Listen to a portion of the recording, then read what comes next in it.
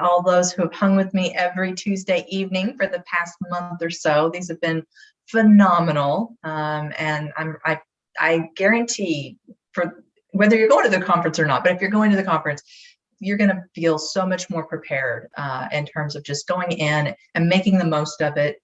I think it takes some of the pressure off, so you can really have a good time, because that's one of the things that's such a whirlwind. You can go home and think, what just happened?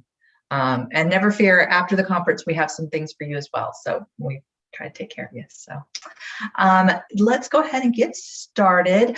We had originally, we were going to have two of our presenters from the conference, but we are blessed to have Alice with us this evening, afternoon. Depends on if I have some of my Aussie friends here.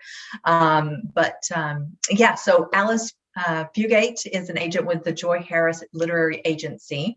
I understand that she works primarily with children's authors, but kind of looks at everything. And we are extremely excited. She's teaching an elective at the conference, Agenting 101, Fairy Godmothers or Evil Step Sisters, the Wicked Stepmother. So that's going to be interesting. We'll look forward to that. So I'm going to let Alice take it from here and talk to us a little bit about query letters. Thank you, Alice. Thanks, Stephanie. I'm so glad to be here. It's good to get a little preview of everybody before the actual conference, which is coming up very soon, I know, which is exciting. I don't know if y'all knew this initially, but this was originally supposed to be a class on one-sheets, and we changed that to query letters. So if you had heard that this was about one-sheets, it's not, but we will discuss why that is the case. I guess I can start with that. I know apparently one-sheets do come up more than I even realized, but we had decided to switch to query letters because that is really a more traditional method of submitting your work to either an agent or to a publisher, depending on the types of publishers that you are approaching. Some you don't need an agent, some you do. And a one sheet is basically, as I understand it, and as I've used them, is just a little kind of graphic one sheet,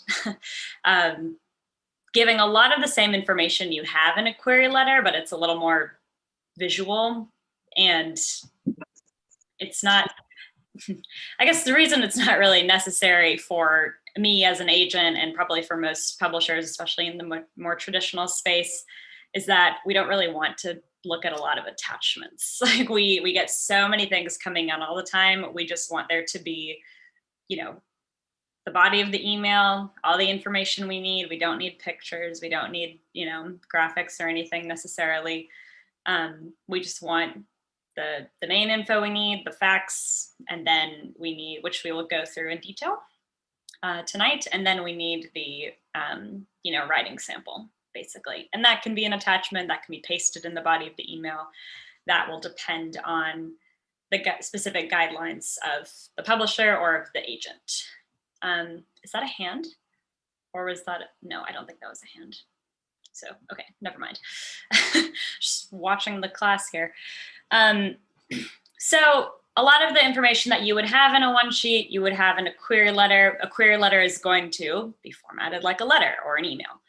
And those kind of basic bits of information are things like the word count, the genre, the age range. And the age range I think about sometimes because I do a lot of work in the kids space. And so that could be, this is a picture book, which is for ages, 3 to 8, or this is a middle grade, which is ages 9 to 13, roughly. Or you could say this is an adult fantasy, which is probably where y'all are living in that space mostly. Adult fantasy, this is new adult fantasy, this is YA. We want to know those categories. We want to know the premise of the book, which, that'll be kind of your middle meaty part of your query letter. We want to know comparative titles, which is something I'll go into in a moment. And then we want to know about you. your bio, the author bio, if you have any publishing credentials. Not everyone will, but if you, have been published on a, in a literary journal, or you've been published on this website, or you've been published in the newspaper, or if you just have a blog, anything like that is very helpful. And then you might have a little line saying, thanks, all best. And, you sign off. So very easy in theory. In theory, the query letter is easy, and I know that it's not, and I can sympathize with you to a degree, because basically my job as an agent is I take a lot of what the query letter does and I adapt it to a pitch letter, which is almost the same thing. And the pitch letter is what I then send to editors and say, this is the best book ever. You should absolutely publish it because blah, blah, blah. This is what it's about. It's like these other books. It's so good. Please buy it. And oftentimes I will take the descriptions my clients come up with for their book and kind of morph it into the pitch letter. And I usually take the bios too. So I have to write these all the time too, is what I'm trying to say. So I understand that it takes a lot of work to get to, synthesize all the information, to condense everything down into what you need to send. Okay, so that's a very general outline. And I'll go into some of those in more detail, because some of those things, some of the elements I mentioned need to be explained. And some of them, they're little, tips and tricks that hopefully will be helpful to you. And I guess, no, I'll talk about that later. See, there's, my mind is a buzz. I work with query letters all the time. I see them all the time. So I have many, many thoughts. So again, that was the overview. So let's then start back at the outline and go in detail, and I'll try to go slowly. If you have questions, or if you need me to repeat something, you can just say it in the chat and Stephanie will help me field that. Or if you can always, wave and and I can repeat something and we'll figure it out. There aren't too many of you, so I think that will be fine. So the outline of the query letter. You might start out and say, dear agent/editor, dear so-and-so. Very easy. And then you have a little introductory paragraph next, usually. And that is kind of the hello, how are you? Here is what you're about to read. Actually exactly what an introduction does. So, and I guess I will say that as I go through the outline, I'll try to talk about, kind of different ways you can order the information. It might depend on how you write, it might depend on the project, it might depend on you as a writer. So you can, move things around. If, for instance, you happen to be some very famous person, or you have won, a Hugo or Nebula award in your past, you should put that first probably, because that would catch someone's attention. We'd say, oh, they're a big deal, or, oh, they have, there's some media personality. That's interesting. And that might be helpful to say in your intro. Say, hi, my name is Jane Doe, and I am a Hugo Award-winning author of 7 novels that I have published with, if you're querying me, you might say, without an agent before, or with my previous agent with whom I have parted ways, blah, blah, blah. So you would say, you might say that, but you may not. If you don't have any, if you haven't won a Hugo Award, which most of us haven't, don't worry about it. You would just start out saying, something about how I'm writing to query you about my 75,000 word high fantasy. Oh, that's helpful too, since y'all are fantasy people. And I'm sure you're very familiar with the distinctions between high fantasy and low fantasy. Low being like Harry Potter, where it's like our world, also fantasy. High being Lord of the Rings, where it's totally a different world. There's no, notion of our world. Or portal fantasy, where you Narnia, zoom to another world, those sorts of things. So that's helpful to include in that opening paragraph. You would say things like the word count, the genre, the age range, the type of book that it is. So you could say, this is a 75,000 word historical fantasy novel with elements of romance, whatever these little descriptors are, called title.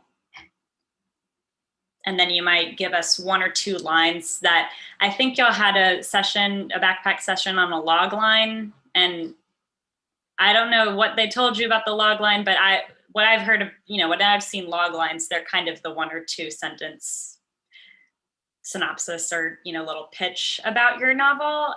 A lot of film people use log lines. That something like that could be helpful. You could say it's a novel about trolls fighting climate change in Brazil. And so you could say like whatever it is, and then we say, wow, what interesting. I must read on. So just like one very basic, this is what it's about. You want kind of the most important selling details up front. Something to just give us a little taste, or it's about a girl who discovers trolls in the deep ocean, and when she is sailing, but you get the idea. So you want all those details. That's a short paragraph. Another thing that might be helpful to include in that introduction are what are called comp titles. Comp is short for comparative titles. And this is something that is very, very useful to publishing people, but is not necessarily something you as a writer are going to think about unless you have scoured the internet, which probably many of you have, because this is everywhere in the internet world. Or I hope it is. I've heard it is. It should be. But comp titles are basically, they are books and or movies or shows that are similar to your book in some way. So they are going to, the usual way to describe a comp title is they're going to tell the agent or the editor what books this might sit comfortably next to on a shelf. So if your book is very similar to, or would be, a complementary text to American Gods by Neil Gaiman, you might say, this is American Gods meets The Marvelous Mrs. Maisel. Strange, but you could, but you say this is a marriage of these two things. This is for fans of, let me look at my shelf. This is for fans of Daphne du Maurier and Julie Berry, or whoever it might be.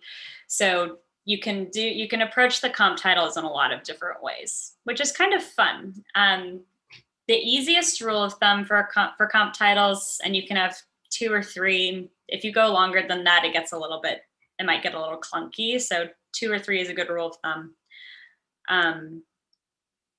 But you can approach it as, like, the easiest way is just recent books that are popular and or have won accolades in the last 3 years. You want them to be recent if possible. And even if you, which we'll go into this, if you have something that's older that you think this is just the most perfect comp, like American Gods, it's not a new book anymore.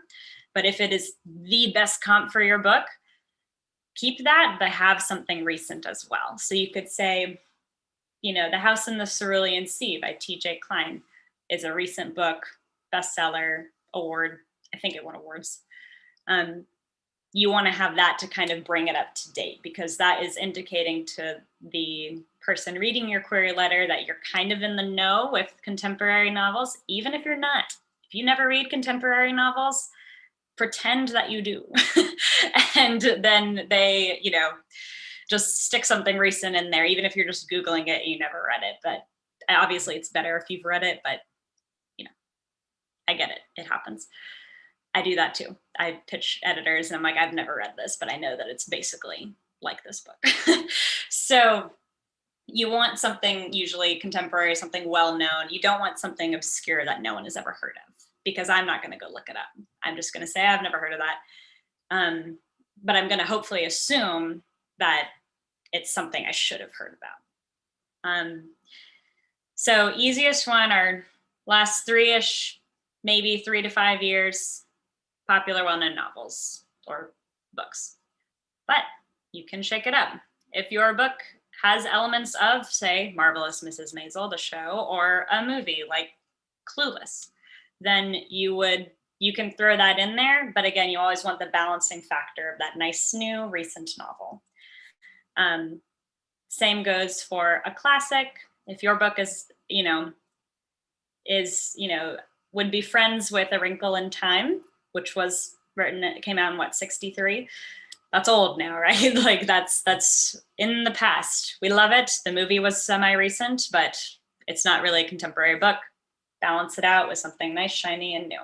House and Cerulean Sea. Those are kind of the easier broad ways to do comp titles. Some kind of creative ways you can approach a comp title is, besides incorporating a movie or a show or whatever, the movies don't have to be recent, don't worry about that, is you can say, my novel incorporates the very lyrical writing of so-and-so, or the very descriptive writing of someone like, this is old, but Daphne du Maurier, or but it also incorporates the really snappy dialogue of Emily Henry, or you can kind of say, it doesn't have to be like, this story is like my book. It can be the writing style, it could be the plot, it could be the dialogue, it could be the emotional depth, it could be topical, it could say it deals with this theme or this issue or this cultural something, like this author does or like this book does. And sometimes that's helpful, especially if you're finding you don't have an easy comp, because that will happen. Sometimes there aren't going to be really obvious comps, and then you have to figure out a way to kind of snake your way in there without having something easy to go to. Is there anything else about comp titles there? I think also something to keep in mind is, back to the whole popular books thing, you do have to be a little bit careful about going too popular.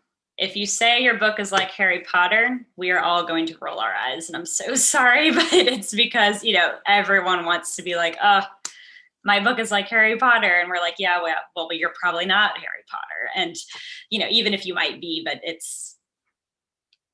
it almost feels, I don't want to say presumptuous, but you kind of get the idea. Like, it's a little riskier, kind of like, okay, like we all think we're going to be the next J.K. Rowling, and we all hope that you are, because we also, on our side, we would love the next J.K. Rowling. So if you are her, please come. But it's, you don't necessarily want to like put that off in your query letter. You want to have a little bit more approachable of an approach. But if you do say like, okay, but Harry Potter does have something that is so like my book, then try to be specific and say, the way that the characters in my book deal with generational trauma is very like how J.K. Rowling dealt with it, with the kids in her book, and I'm blanking on I've only read them once, but I'm blanking on the first war with Voldemort, and then all the kids' parents, they died. My book deals with that topic in a very similar, empathetic way. So you would want to be specific about it, rather than just saying, I have a magical school. Because now also there are a lot of magical school books. Okay, that is very in-depth on comp titles. But again, I find they're very helpful. They're little indicators to kind of situate them in our brains. And especially, when I then take that to a publisher, it situates it in their brains too. Even some, publishers, especially Christian publishers, they will ask for proposals, and they want like detailed comp titles. They want me to send them, 4 different books, and they want to say, this is how it's similar, this is how it's different. Don't do that in a query letter, too much information. But it's helpful for people looking at that. If you do have a proposal, it's or if you have it in the query letter, the sales people, the marketing people, they'll say, oh, we know that that book sold really well. We can sell this book. So it's kind of a good, that's why I think they're important. They're a good indicator of your book's potential, which again is a very big part of the query letter. Is you really, really want it to be, you want it to capture the person's attention. You want to somehow say, my book is different. My book has a unique spin on whatever it is. My book can stand out in the marketplace. My book can add something to the conversation. And this is why. So it's both a subtly persuasive, essay and just a description of your book, which leads us nicely into the next section of the query letter, which is the premise. And the premise, I think it's helpful to think of that as like the back of a book jacket. So when you pick up the book in the bookstore and it gives you a couple paragraphs saying this is what the book's about, this is a little bit of the plot. Something like that is helpful in the middle. It can be a little bit more detailed. Like it can, you could probably maybe spoil something. You don't want to necessarily spoil a lot, but you don't have to be as mysterious necessarily as the back of the book, but often it doesn't matter. And if you do end it asking a question like, will they be able to solve the mystery in time? Then that's a good, that's a good way to market your book and for me to read it. And I say, well, how do they? I want to know, like, let me read more. Let me ask. If you've like kind of hooked me in, that's what you want to do. You want to hook them with the description without giving too much away, but you can give a little. And here's something I run into a lot. I work another conference where they're really, really big on synopses. And I think that you'll had a class on synopses as well. So this is where it'll depend on it'll depend on who you're approaching with the query letter. Because again, maybe you're approaching someone who wants a one sheet and then you do the one sheet and you kind of would incorporate all this information. You just might make it graphic and you might put in boxes or something. Bullet points, you can, format it differently. But you might be approaching someone who does ask for a synopsis. Maybe it's an agent, maybe it's a publisher who says, when you send me your query letter, send me the query letter, send me a 10-page sample, and send me a synopsis of the whole novel. And the synopsis, in my mind, is kind of a way for, and I've had an editor do this, a way for them to be able to see if the author, see how they tie up the story. So that way they can kind of save time. They'll read it and, they'll start reading the novel and they'll say, oh, wow, we really like it. We really like it. But our time is valuable. We have 1 million manuscripts to read. Let's look at the synopsis and see if they tie it up in a nice way that we think is cool or unexpected or interesting. That's kind of what the synopsis seems to do. If you are sending a synopsis and someone has specifically asked for it in addition to a query letter, then you have to figure out that balancing act of how much should I put in the query letter versus the synopsis. And I would say a good rule of thumb is it's okay to repeat, because if they decide, today I don't really feel like reading the whole synopsis, or I wasn't really, hooked enough from the query letter that I'm not going to jump to the synopsis, you've lost your opportunity to hook someone. So like, I don't ever ask for synopses. I don't ever ask for those. But if it was something I was going to read, I would still probably look at the query letter first. And if there wasn't enough information, then I would think, I don't need to read the synopsis. And I've had that happen with a different conference I've worked with.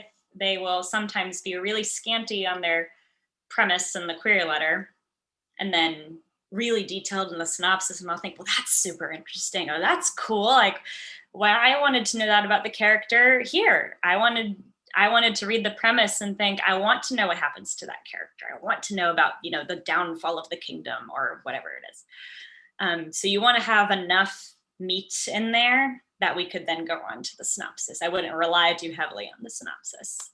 But if you don't have it, same principle, hook me with your premise. And again, something that's usually helpful is that back of the book jacket as a model.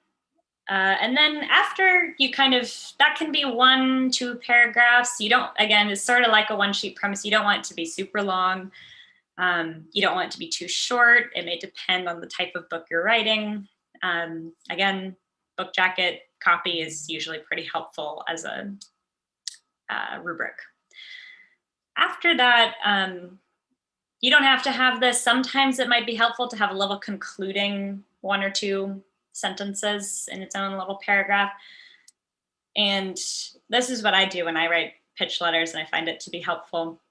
It's kind of a concluding additional hook. So you've said,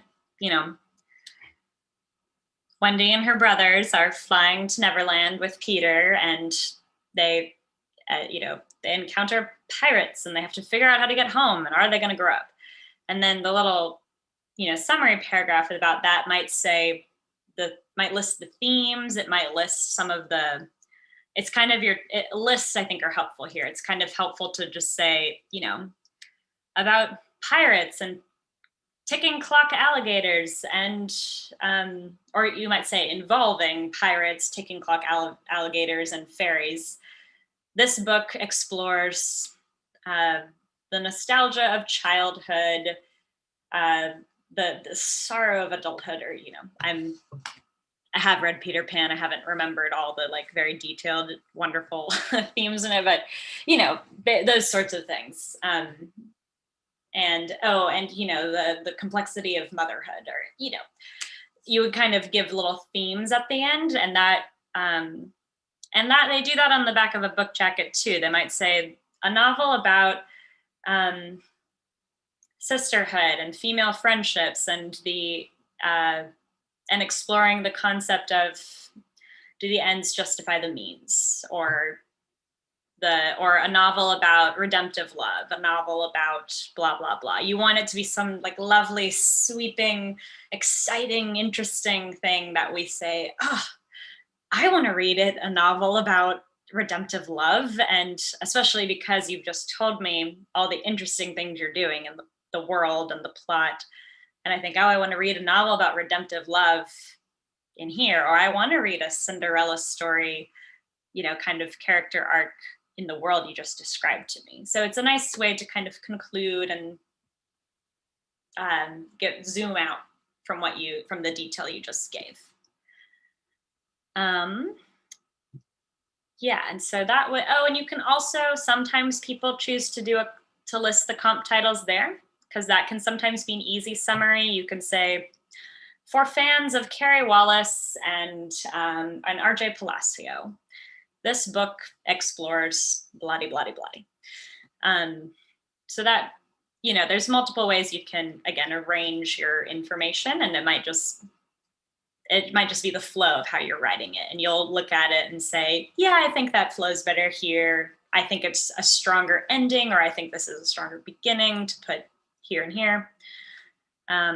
If you have 3, if you say at the beginning, this is like Clueless and The Princess Bride, but you finish by saying, this is for fans of R.J. Palacio. This would be probably not a very good story if those 3 things came together. But, you can break it up a little bit if you feel so inclined.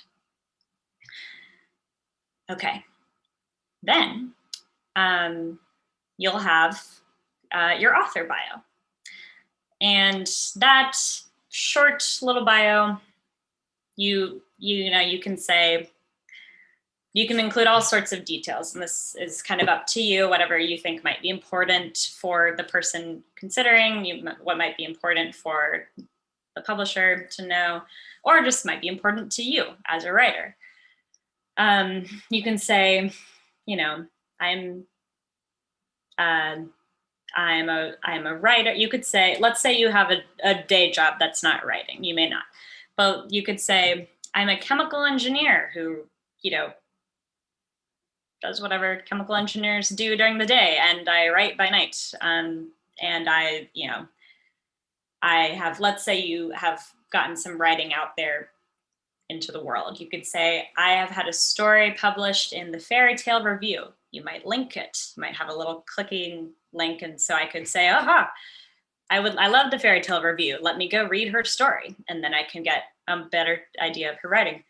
I've had something published in the Fairy Tale Review, and I write articles for LitHub.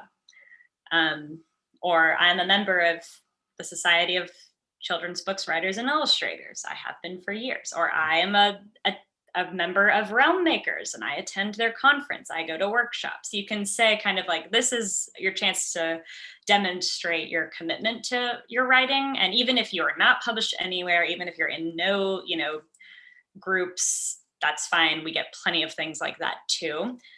You want the story to to hook the people reading the query letter the most, but this is a good chance to say, like, I'm in a workshop group, like, I'm serious about it. It was like whatever, might be helpful there. And then you say, I live in Seattle with my dog and I, like to do XYZ. You can have some personal details in there. You can say, if your novel explores something, kind of a big picture thing, let's say your novel is exploring climate change in Brazil, where the trolls are.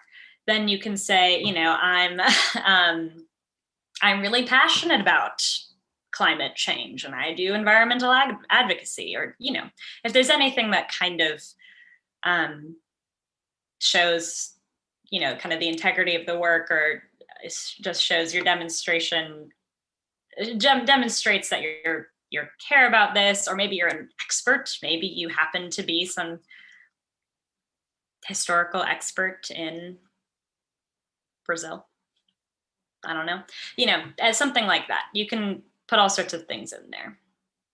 And if you do, so I know that, especially in the religious market, for better or for worse, a whole other conversation, people care a lot about platform. People care about platform in, general trade publishing as well, of all ages. But that is we don't have to get into that. But if you do have a platform, up to whatever degree, that's good to include there too. If you have a very successful podcast, we want to know. If you have, an active newsletter or blog, or if you are a radio personality, or, anything like that, anything that you think is important, stick it in there without going on too terribly long. If you don't have anything, don't worry about it. Just give us a sense of kind of who you are, what you do, where you're from. It's a chance to say, I am the human behind this story, and I am real. And then you say, according to your guidelines, because you will research whoever you're querying, and they will have very specific things. They would say, send me a synopsis or don't. Send me a one sheet or don't. You'll say, according to your guidelines or whatever, I am attaching the first 3 chapters of my novel here for your review. If you want to read the full manuscript, please let me know and I will be happy to send it. Or something along those lines. You can kind of adjust that depending on what it is. Maybe they have you copy paste the first 3 chapters or the first 10 pages into the body of the email after your signature. For instance, this may not apply to anyone here, but it might if you, are a picture book writer. I work with quite a few picture book writers. They're so short. Just, paste it at the end, because then I can read it like that. That sort of thing. And then you say, sincerely, all best, gratefully, kindly, yours, Alice, whatever you want to say. So that, I think, I'm scanning my notes, was a lot of information. And I think, let me see if there's anything else here that would be helpful as a do or a don't here before we open up to questions. Oh yeah, on the note that you're maybe tailoring it to whoever you're querying, sometimes you might have a relationship with an editor or an agent. You might have met them at a conference, then you might say that. You might put that in the subject line too of your email. Something that will jog their memory, and they say, oh, this is why I should pay attention to this person, because I met them at Realm Makers. but all these other people who are querying me, I didn't meet them.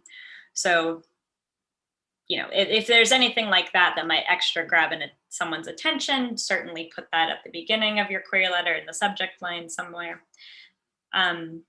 If you are looking, for instance, at an agent or an editor and you've researched them and you see their manuscript wish list online, you see the deals that they've done, you see something on their website where you think, okay, that's why I want to query this person, because they have a similar sensibility. I like the books that they do, that they work on. They represent this author who is my favorite author.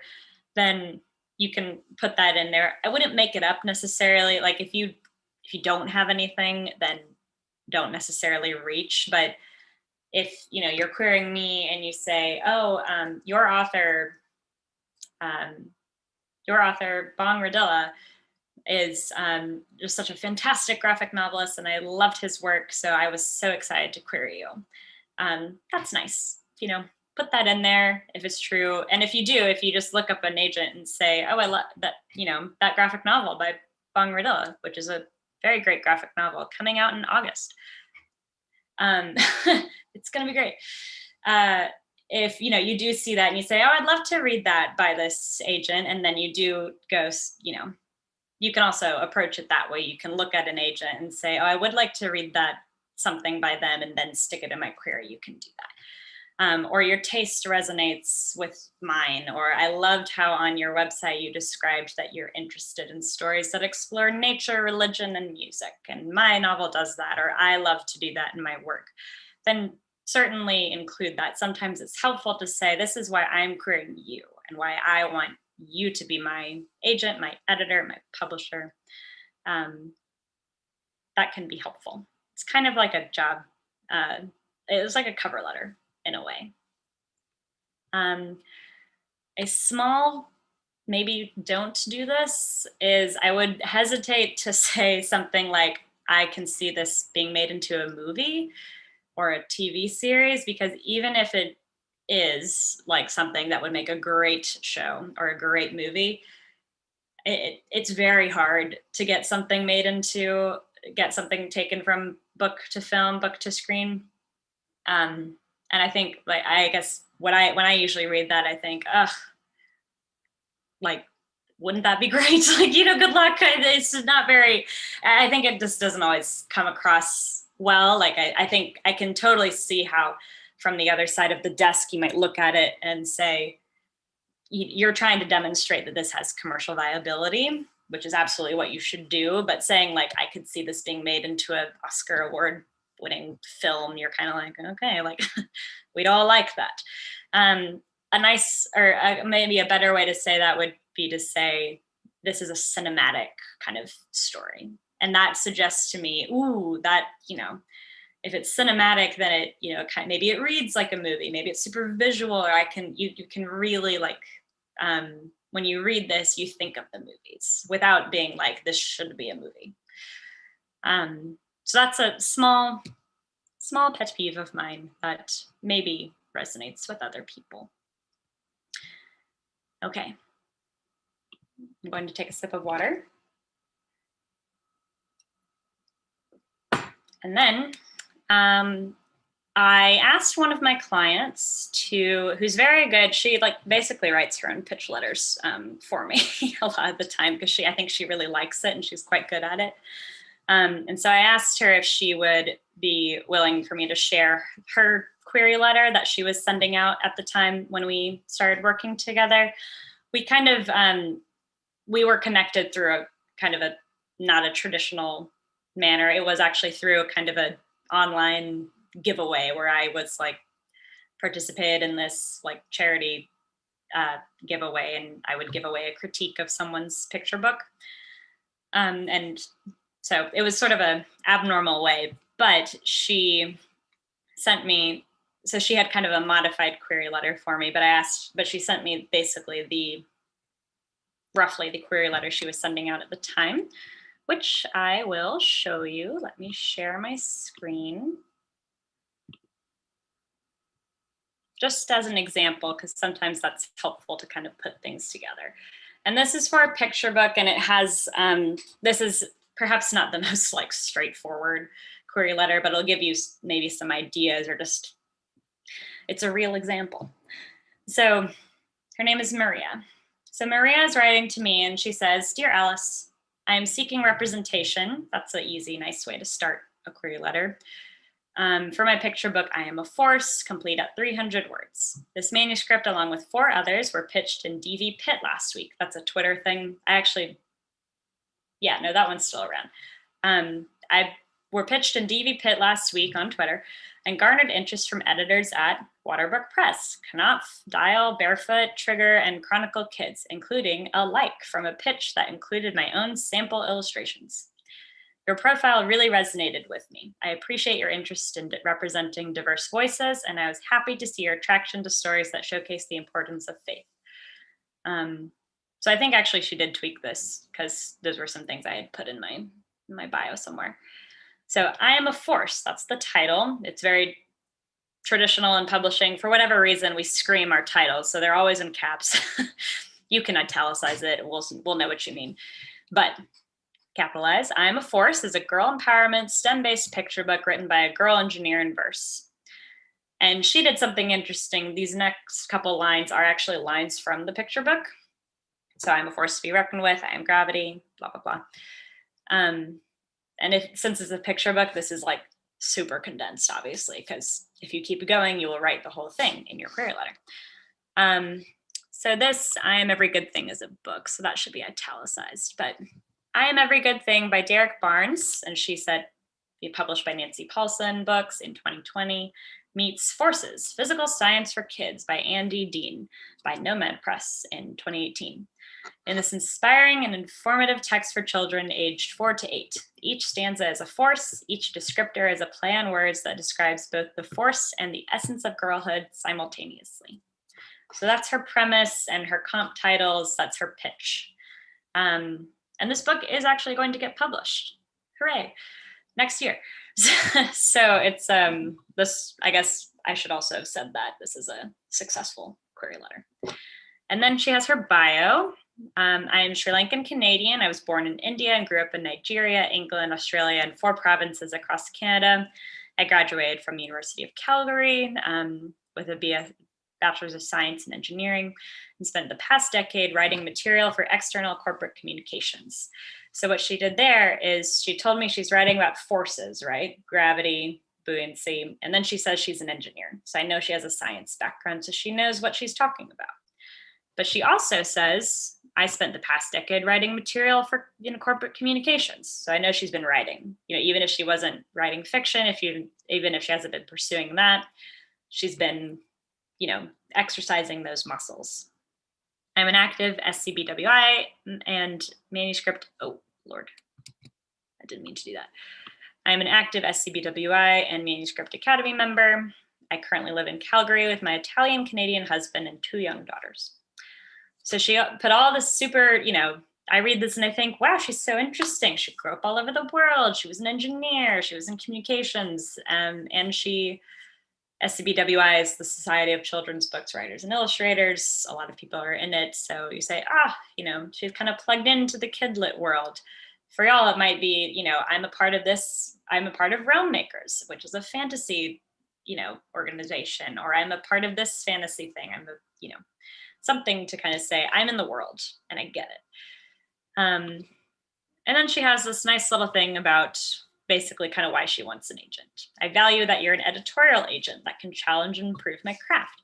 I'm looking for an agent that I can grow my career with. It would be a privilege to be represented by you and your organization. Thank you for your time and consideration. I look forward to hearing from you. Kindly, Maria Naiga. So, a nice little bit of flattery at the end saying, I think you're great. I would love to work with you. And I do that to editors too. You kind of schmooze a little bit but it's nice. It's good. So again, that's not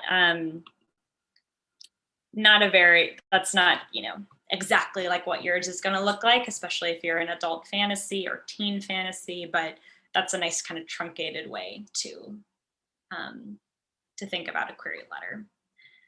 And hers is pretty standard. I I don't know. See, she included a couple lines from her picture book, and her picture book is very high concept. I mean, when you're saying girls are like buoyancy, you're like, what does that mean?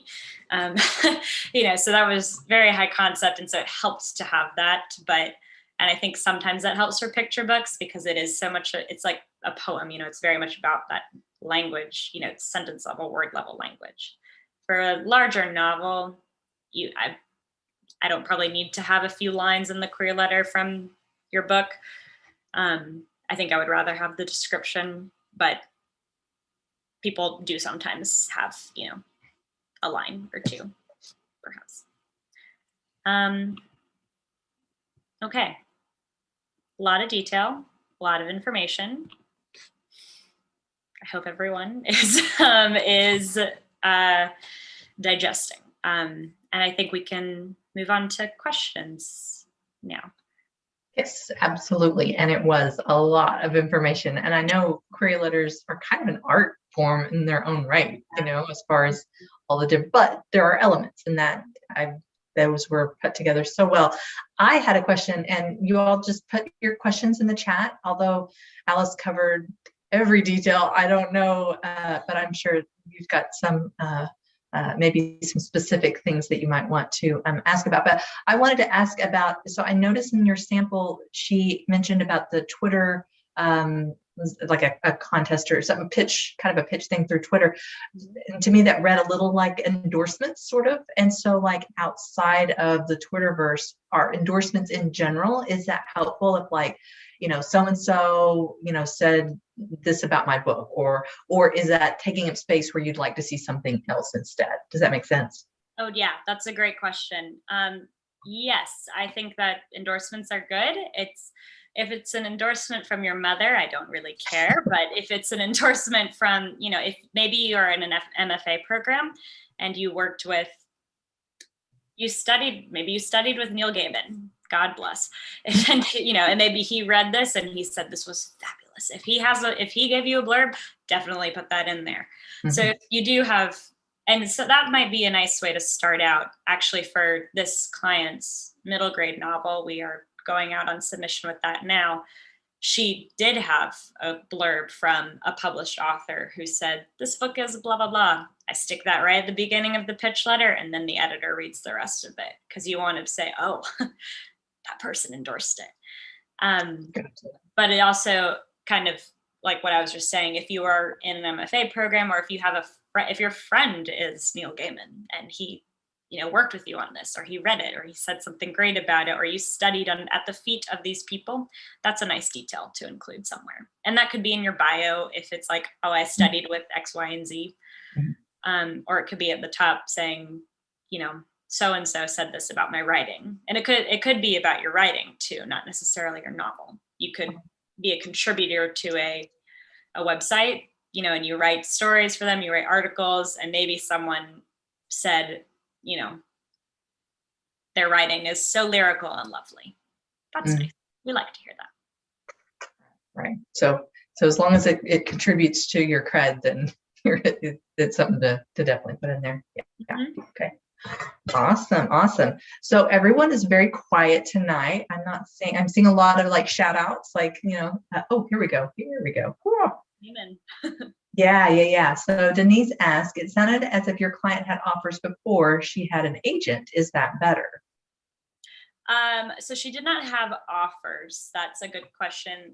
So in the context of DV Pitt, how it works is you tweet like a pitch of your book in Twitter on this certain day. And that's DV Pitt is specifically for writers from diverse or marginalized backgrounds. And so it's like a special day where they can tweet, and then editors and agents might be participating. And so they'll like it, or they'll retweet it. So those editors saw her pitch and they thought, that sounds good. I'll like it or retweet it. And so when she had an agent, then I could approach those people who liked it, who gave her attention. So she didn't. So I guess all that to explain is that she didn't have an offer, but she had people who were theoretically interested in what she had to say based on her tweet. but I have also actually had an author come to me who did have an offer on her book from Philomel at Penguin, and she had met this editor through a conference or online workshop, something like that, and had said, okay, I like it, I want to make an offer, here's a contract, here's a deal, here's an offer. But she wanted an agent to kind of negotiate that for her, to guide her through and explain the things that she doesn't understand. That's usually why you have an agent. And that did catch my attention, because I was like, oh, great. I mean, in all honesty, like, she did my job for me. I was like, oh, great. She's a great writer. I like what the other things she's working on. In that case, again, it was a picture book. I do work on novels, I promise. This is just easy examples. But she, I would look at other picture books and I said, okay, I like what she writes, but here, let's just start with this deal and let's keep going. So if you have that, great. If you don't, it's normal. It's most common for you to not have an offer. Awesome. Okay, I missed Lindsay there because they all kind of came in at the same time. So going back up, Lindsay asks, do you prefer just a log line, just a premise, or is it okay to have both? So the log line, as y'all are understanding it, is just, the couple lines basically saying, here's the really tiny synopsis. I guess I would err on the side of having both. I think a log line is really short for a query letter and doesn't always give me very much to go on. I would probably have both, I would say. And you can kind of use the log line as an introduction or as a summary at the end of the premise or before. You can move it around. Awesome. Jennifer asks, do comps need to be Christian if I'm submitting a faith-based fantasy? I don't think so. It might depend on who you're querying to. You'll probably explain somewhere that is a faith-based fantasy. And if you have a really easy one, if you say, same kind of principle with Harry Potter, if you're saying it's like Lord of the Rings, which again, maybe that's not a good one. Okay, if you're pitching me and let's say Narnia is like the perfect thing for you, which is a faith-based fantasy, then you could include that. But if it's going to be a reach and you're only sticking it on there because it's a faith-based book, then I wouldn't try to fit a square peg in a round hole. But that might be a way to be where, if you would like to kind of indicate that or bring that home, like this is faith-based without, I'm sure you'll say that somewhere in the query. But if you'd like to bring that home in another way, then you could say for fans of Frederick Buechner and his, fiction exploring, what are they called? He wrote a novel about a 12th century holy man, but he was a monk, a hermit, like for fans of Frederick Buechner. And I know, Frederick Buechner is a very literary, very cool, faith-based writer. Then that might be a way to kind of indicate, or, maybe your writing is like Frederick Buechner, even if the book is not like him. So, I think that's where you might kind of try to come at it in a different way, but I would not say it's, necessary. Because another way you could do this, and I've done this with clients, is you could say, my book is like, it brings all the twisty, dark romance of Rebecca, but with a faith element. So you can, or, you say, it's like, let me look at my shelf. It's like Shannon Hill's Princess Academy, but for adults. Or, that's when you can kind of say, it's like this, but mine's better, or mine's different because of blah. Awesome. So Kristen is asking, if you're sending a query letter to an agency, would you address the letter to the agency in general or to the agents you would like to work with? Good question. You would address it to the agent, singular, who you would like to work with. It's generally, it's not usually allowed to query two agents at once. typically they'll say that somewhere on their website, because you don't want them competing with each other because they're colleagues. That's kind of awkward. So you would pick one. And I think the company I used to work for, the way they handled that is if one person passed, it was a larger agency.